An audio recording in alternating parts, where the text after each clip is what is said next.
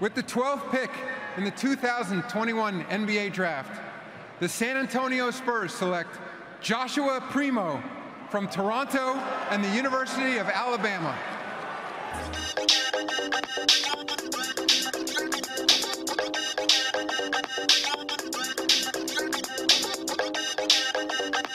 Going that high wasn't something that I don't know if I was ready for that. I didn't realize I was going to be that high, but I'm glad it's with the Spurs. I mean, I've always wanted to be a Spur. I told my agent when I first got into this process, that's where I want to be, and it ended up working out that way. So it was an amazing just moment for me, my family, and just knowing that I was able to go to the Spurs. And then 12th pick, my mom, she was born January 12th, so it's amazing to honor her and getting drafted like this. So it was great.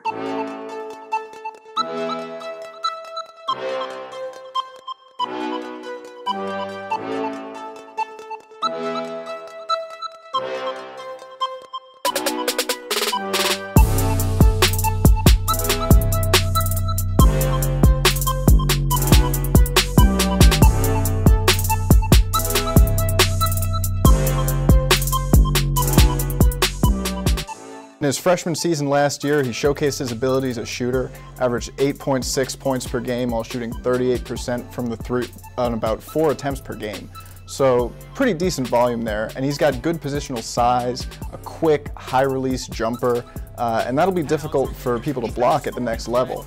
He's not going to be relied upon as a point guard at the NBA level, and instead he's going to be asked to move around San Antonio's playmakers and provide the spacing and shot making that this team lacked in 2020. He's the youngest prospect in this draft, and if the Spurs hang on to him, they're betting on his development. He's 6'6", 6'9" wingspan, and he's shown flashes of playmaking to go with his off-ball ability. His shooting range means that defenders can't really go under the screen. He has a 38-inch max vertical leap, and what he lacks in power at the rim, he makes up for with creativity and long arms. So there's huge potential there. That wingspan comes in handy on the defensive end as well. He talked about guarding multiple positions. He can even hold his own in the post.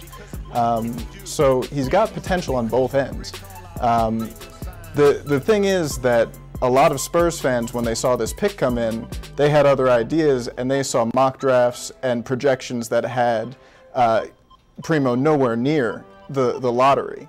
And the San Antonio Spurs are going to face a lot of questions about their asset management. You know, when you take the youngest guy in the draft, that's going to happen. He's going to be a project, but because he's so young, his ceiling is quite high. A little bit surprised that Primo went this high, but this is a long-term play for the Spurs. I don't think they're counting on Primo to come in and start and play, 38 minutes a game in his rookie year. He's got a few guys ahead of him.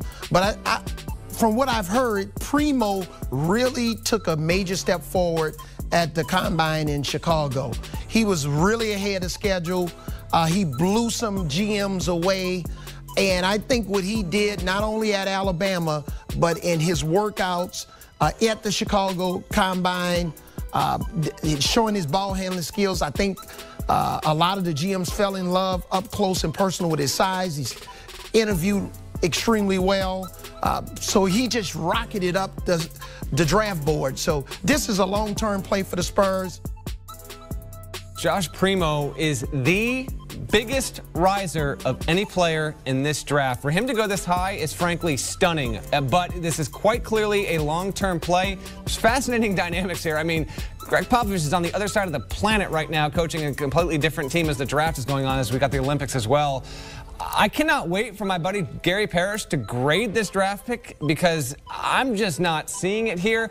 He was decent three-point shooter, just 50% from 2, only played 50% of the available minutes on a quality Alabama team. He's an NBA draft pick, don't get me wrong, but this is, to me, this is the biggest reach that we've seen so far, and that's even saying with Josh Giddey going as high as he did and kind of stunning everyone with going to Oklahoma City.